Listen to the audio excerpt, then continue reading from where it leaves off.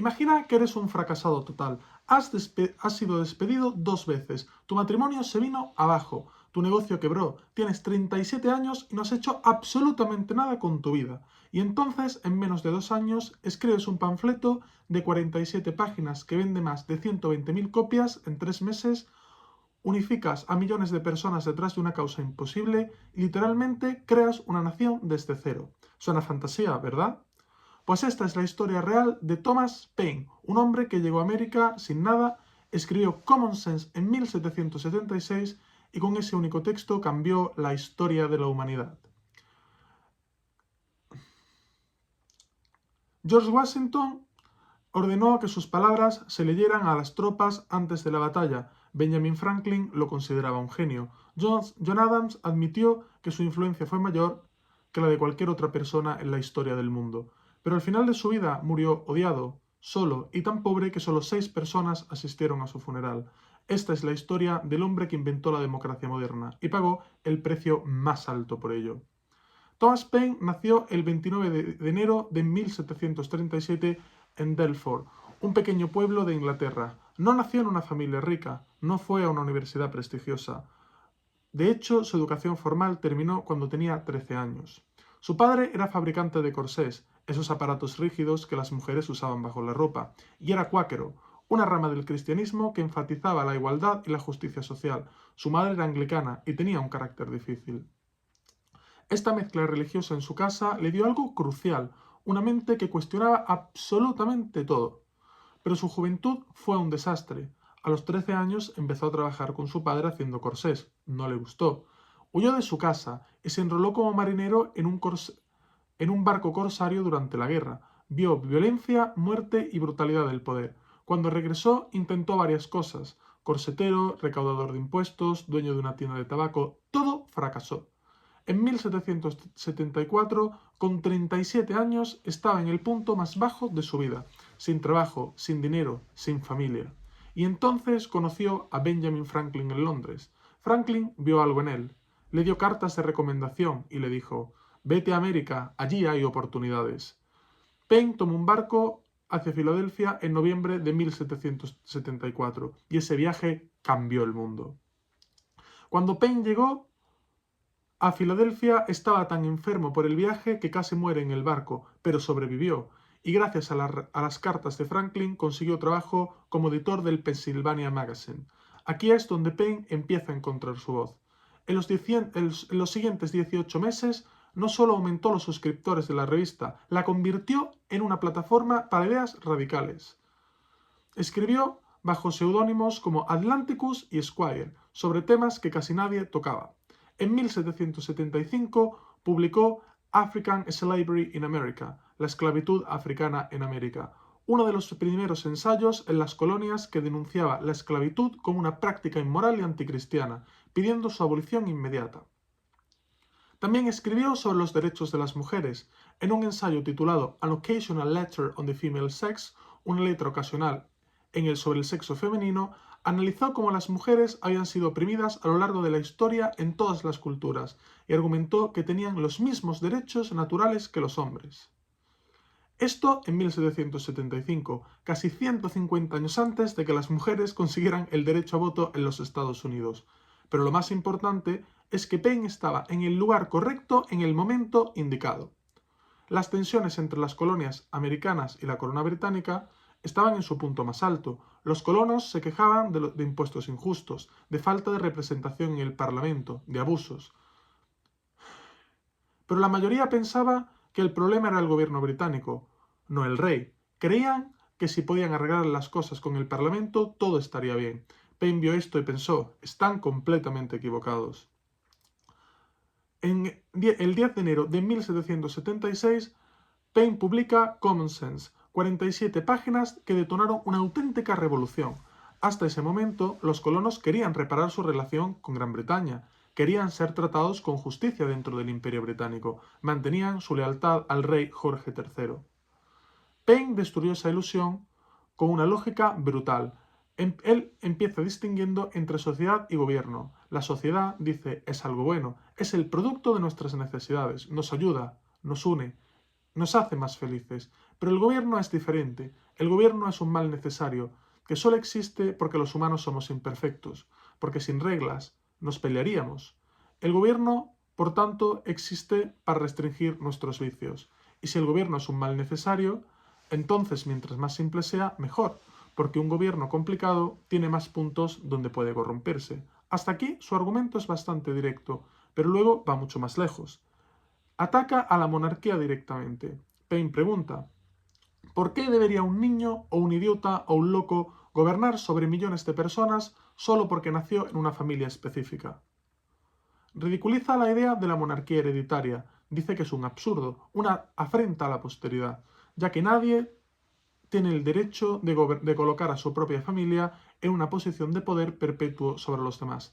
Y luego recuerda a los lectores cómo empezó la monarquía inglesa, con Guillermo el Conquistador, un francés que invadió Inglaterra y se autoproclamó por la fuerza rey de los ingleses. Él dice, ¿ese es el origen glorioso de la corona? ¿Un bandido con un ejército? Pero Paine no se detiene ahí. Argumenta que la relación con Gran Bretaña está perjudicando económicamente a las colonias. Dice, América está siendo arrastrada a las guerras europeas, a guerras que no le importan. Gran Bretaña usa América como fuente de recursos y como un mercado cautivo. Esto no es una relación de padres a hijos, es una relación de explotación. Y entonces da el golpe final. América tiene todos los recursos naturales y la posición geográfica para ser independiente. No es solo un deseo moral, es una viabilidad económica y militar, es sentido común. El impacto fue sísmico. El panfleto vendió 120.000 copias en 3 meses y en una población de menos de 3 millones de personas, eso sería como vender 15 millones de copias hoy en los Estados Unidos. Y lo más importante, Paine escribió en un lenguaje claro, directo, sin citas en latín y sin jerga académica. Lo escribió pensándolo para que pudiera ser leído en tabernas, campos y talleres. Y eso hizo que unificase a la masa popular detrás de una idea radical, la independencia total. Por eso 6 meses después, en julio de 1776, se firmó la Declaración de Independencia. Common Sense hizo que esto fuera posible. Pero declarar la independencia es fácil, ganar la guerra es otra cosa. Por eso, en 1776, después de la declaración, las tropas americanas sufrieron derrotas brutales en Nueva York. La moral estaba por los suelos. Los soldados desertaban. Muchos pensaban que la causa estaba perdida. Y en ese momento de desesperación, el 19 de diciembre de 1776, Paine publica el primero de una serie de panfletos llamado The American Crisis, la crisis americana.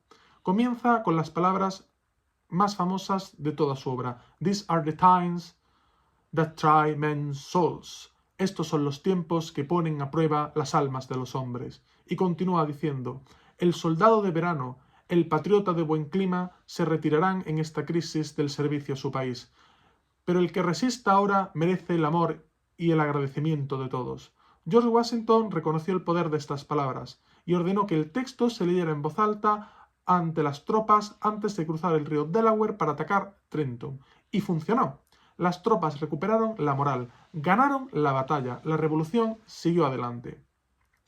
Durante los siguientes años, Paine escribió 16 panfletos en la serie The Crisis, la crisis.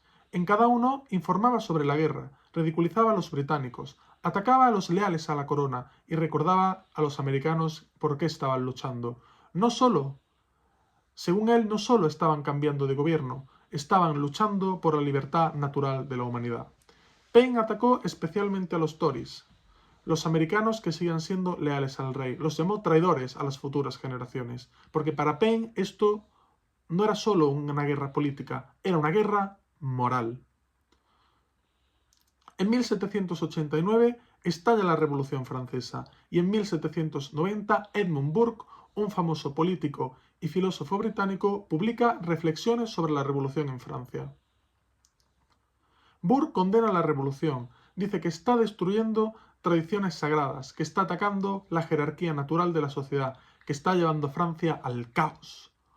Para Burke, la estabilidad viene de la tradición, los muertos deben guiar a los vivos, las instituciones heredadas, la monarquía, la aristocracia, la iglesia, son el pegamento que mantiene unida a la sociedad. Paine lee esto y explota. En 1700 y en 1791 publica The Rights of Men, Los Derechos del Hombre, una respuesta devastadora a Burke. Paine acusa a Burke de estar lamentando las plumas, pero olvidando al ave agonizante. Le dice que se preocupa más por la pompa de la aristocracia que por el sufrimiento del pueblo, y luego ataca su argumento central. Burke dice que los muertos deben guiar a los vivos, pero Paine responde: los muertos no tienen poder sobre los vivos. Cada generación debe ser libre de actuar por sí misma. No puedes atacar a tus descendientes e instituciones que ellos no eligieron. Eso es tiranía temporal. Es pretender que tus antepasados tienen más derecho a decidir tu vida que tú mismo. Para Paine, los derechos no vienen de la tradición, vienen de la naturaleza y de la razón. Y los gobiernos no otorgan derechos, sino que existen únicamente para proteger los derechos que ya tenemos.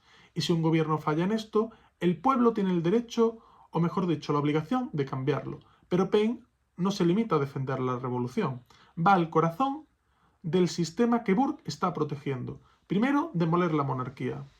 Para Paine, la monarquía es un fraude perpetuado por la ignorancia. Dice, ¿qué es un rey? Un hombre que ha sido puesto en una posición de poder por accidente desde el nacimiento, no por sabiduría, no por virtud, solo está ahí por haber salido del vientre correcto. Y aquí está lo brillante. Paine no ataca solo al rey como persona, ataca, como en Common Sense, la misma idea de que alguien pueda nacer con el derecho a gobernar. Argumenta que la monarquía hereditaria es una afrenta contra la razón y contra la igualdad natural del ser humano, porque si todos nacemos iguales, y Paine cree firmemente en esto, entonces nadie puede tener autoridad sobre otro, simplemente por nacer. Sino que la autoridad debe venir del consentimiento. Y luego va contra la aristocracia. La aristocracia, dice Paine, es aún peor que la monarquía. ¿Y por qué? Porque al menos un rey está solo, pero la aristocracia es una multitud de tiranos pequeños, cada uno protegiendo sus privilegios, su tierra, sus títulos. La aristocracia, para Paine, se perpetúa a sí misma. Los nobles se casan entre ellos, heredan tierras y poder, crean leyes que les favorecen, monopolizan las posiciones en el gobierno, en el ejército y la iglesia. Y todo esto basado en nada, en un accidente genealógico. Paine lo dice sin rodeos: la aristocracia no es más que una continuación de la tiranía bajo otro nombre. Y lo más devastador, argumenta que la aristocracia corrompe a la sociedad entera, porque cuando el poder y la riqueza se concentran en una clase que no ha hecho nada para merecerlos, se crea un sistema de adulación y servilismo. La gente deja de valorar el mérito y empieza a valorar el linaje. Se arrodillan ante títulos vacíos, se obsesionan con la apariencia de la nobleza en lugar de las virtudes reales. Y mientras tanto, los pobres que trabajan, que producen, que sostienen la sociedad son tratados como basura. Entonces, ¿cuál es la alternativa para Paine? Pues os lo digo, la democracia representativa. Y aquí Paine hace un argumento revolucionario. Burke y los monárquicos dicen que la democracia es el caos, que el pueblo no sabe gobernarse, que necesitan un rey fuerte y una aristocracia educada para mantener el orden. Paine invierte este argumento completamente, diciendo que la monarquía y la aristocracia son sistemas inestables y que la democracia es el sistema estable. ¿Y por qué? Porque en una monarquía todo el poder está concentrado en una sola persona, y si esa persona es un idiota, un loco o un tirano, todo el país sufre, y no hay manera de sacarlo sin violencia. Dice, mira la historia, guerras de sucesión, conspiraciones, asesinatos, revoluciones. Eso es inestabilidad, pero en una democracia representativa el poder está distribuido. No depende de un individuo, sino de un sistema de leyes y de instituciones elegidas por el pueblo. Y si un líder es incompetente, pues lo sacas en las siguientes elecciones, sin derramar sangre y sin guerra civil. Y aquí viene lo más importante. Para Paine, la democracia reúne todas las facultades de la sociedad. Para él, en una monarquía, solo se aprovecha el talento de una familia. En una aristocracia, solo el talento de una clase privilegiada. Pero en una democracia, cualquier persona, sin importar su nacimiento, puede contribuir, puede votar, puede gobernar, puede proponer ideas. Esto para él no solo es lo más justo, sino que también es lo más eficiente, porque estás aprovechando la inteligencia colectiva de millones de personas en lugar del capricho de unos pocos. Por eso Paine dice, Un gobierno representativo es superior en sabiduría porque concentra la sabiduría de toda la nación. Y no solo eso, la democracia para él crea estabilidad, porque la gente siente que el gobierno es suyo, y no algo impuesto desde arriba, es algo que la propia gente construye, y cuando las personas participan en su gobierno, al ser suyo lo defienden, lo protegen, lo mejoran. Pero todo esto se sostiene sobre un principio fundamental para Paine, la igualdad natural de todos los seres humanos. Paine rechaza por completo la idea de que algunos nacen para mandar y otros para obedecer. Dice, toda la historia de la monarquía y la aristocracia es la historia de una mentira, la mentira de que algunos hombres son superiores por nacimiento. ¿Y por qué? Porque sencillamente no es cierto. No hay evidencia, para él no hay evidencia de ello en la naturaleza. Un bebé aristocrático no nace más inteligente, más fuerte o más virtuoso que un bebé campesino. Ambos lloran, ambos necesitan comer, ambos aprenden del mismo modo. La diferencia para él viene después, y está en las oportunidades, en la educación, en los privilegios que la sociedad les da a los primeros y les quita a los segundos. Por eso, para él no es natural, sino artificial. Es una construcción humana. Y si es una construcción humana, dice, entonces puede ser deconstruida. Paine argumenta que todos tenemos los mismos derechos naturales, el derecho a la vida, el derecho a la libertad, el derecho a buscar la felicidad, el derecho a la propiedad que uno crea con su trabajo, y que estos derechos no te los da el rey, no te los da la ley, los tienes porque eres humano. ¿Dónde queda el gobierno entonces? Pues según él, es un mecanismo que solo existe para protegerlos, y si el gobierno los viola, pues pierde completamente su legitimidad. Y esto lleva a Paine a uno de sus conceptos más importantes, la Constitución. Para Paine, una Constitución no es simplemente un documento, es la base del contrato social, es donde el pueblo define los límites del poder gubernamental y protege sus derechos. Y aquí está la clave, la Constitución debe venir antes que el gobierno. Según él, no puedes tener un gobierno primero y luego esperar que ese gobierno escriba reglas para limitarse a sí mismo. Eso es absurdo, ya que el gobierno siempre intentará expandir su poder, ya que es su naturaleza.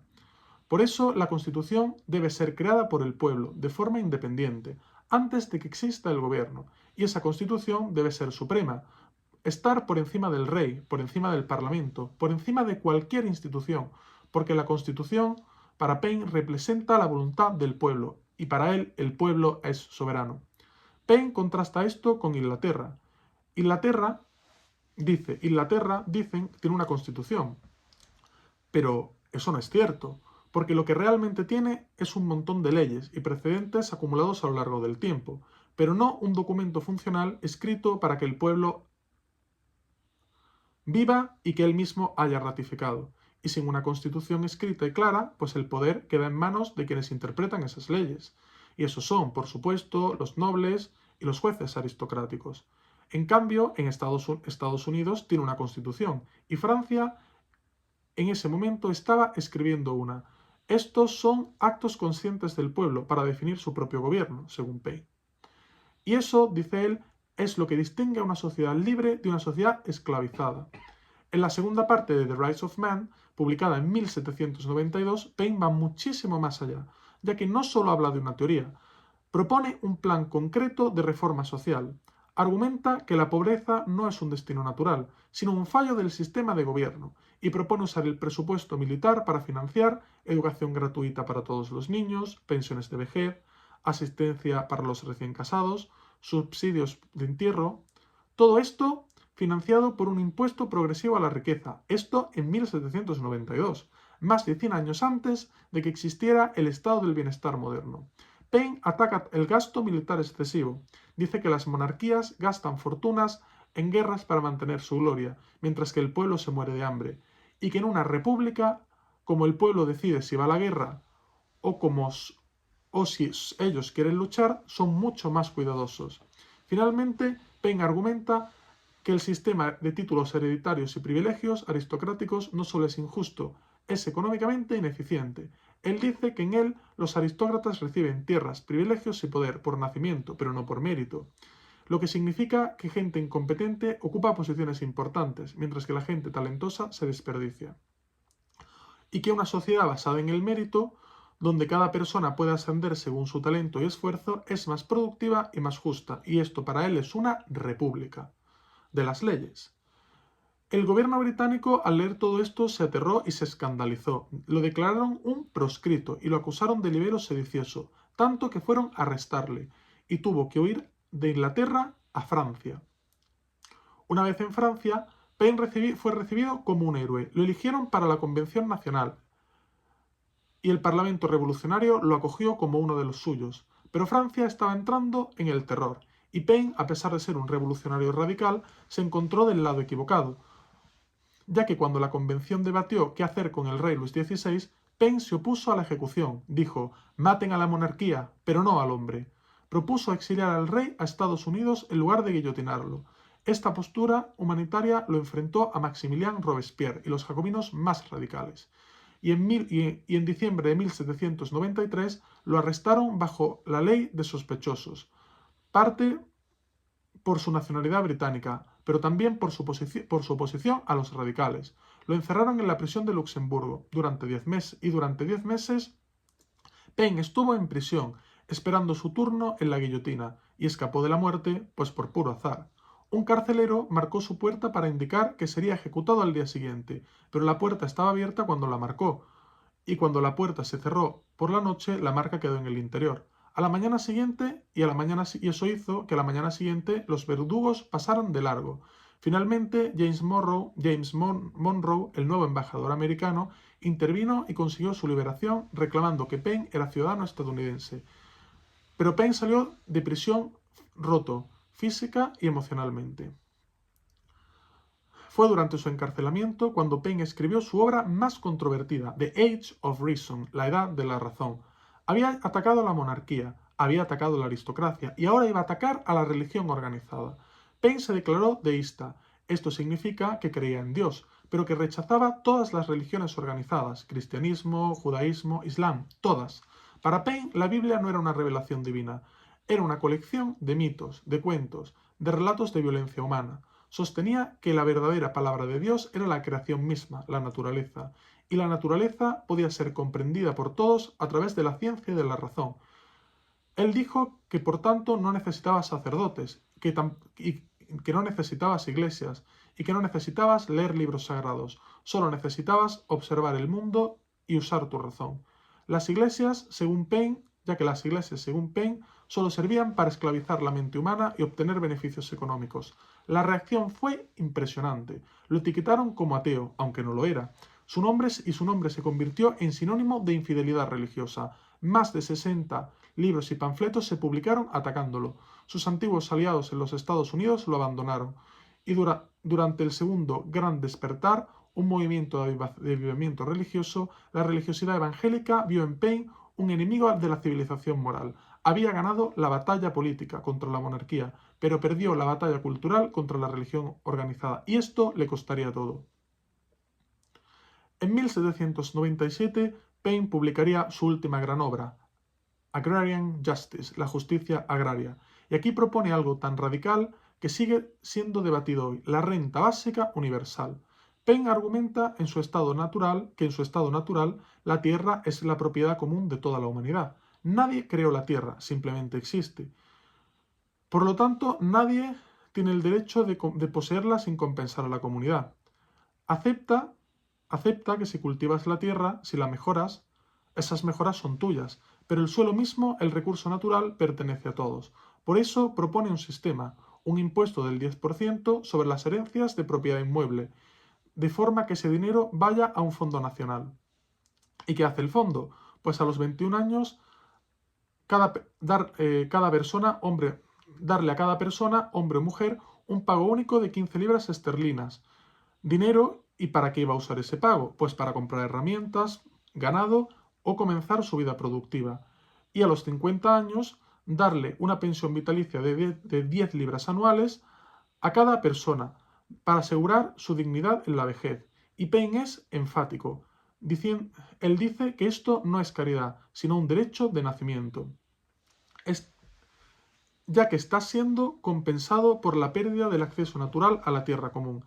Esta idea sitúa a Paine como un precursor del estado del bienestar moderno y de la renta básica universal. Y lo más importante, no propone colectivizar la industria como haría Marx 50 años después, solo propone redistribuir la renta basada en los derechos naturales sobre los recursos del planeta. En 1802, Thomas Jefferson, ahora presidente, invita a Paine a regresar a los Estados Unidos. Paine acepta. Después de todo, él ayudó a crear el país. Seguramente será recibido como un héroe, ¿verdad? Pues no.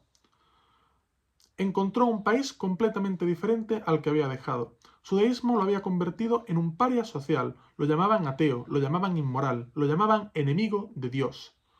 Y para empeorar las cosas, Paine había escrito una carta brutal atacando a George Washington en 1796, acusándolo de ser un general mediocre y de haberlo traicionado cuando estaba en prisión en Francia. Los federalistas, los seguidores de Washington, nunca lo perdonaron, y Paine pasó sus últimos años en una pequeña granja en New Rochelle que le había dado el estado de Nueva York en reconocimiento a sus servicios durante la Revolución. Continuó escribiendo, pero su salud y economía estaban destruidas y murió el 8 de junio de 1809 en la ciudad de Nueva York. A su funeral asistieron solo 6 personas, 2 hombres negros libres, una familia de inmigrantes franceses y un par de conocidos. Un hombre, el hombre cuyas palabras habían inspirado a millones, cuyo panfleto había creado una nación, murió solo y olvidado. Pero la historia no termina ahí. En 1819, un periodista británico llamado William Cobbett exhumó los restos de Paine. Quería llevarlos a Inglaterra para darle un funeral digno y construir un monumento, pero nunca lo hizo, ya que nadie quiso financiarlo, y los restos se perdieron. Thomas Paine a día de hoy no tiene una tumba conocida. Entonces, ¿por qué importa Thomas Paine? Porque fue el primer intelectual público moderno.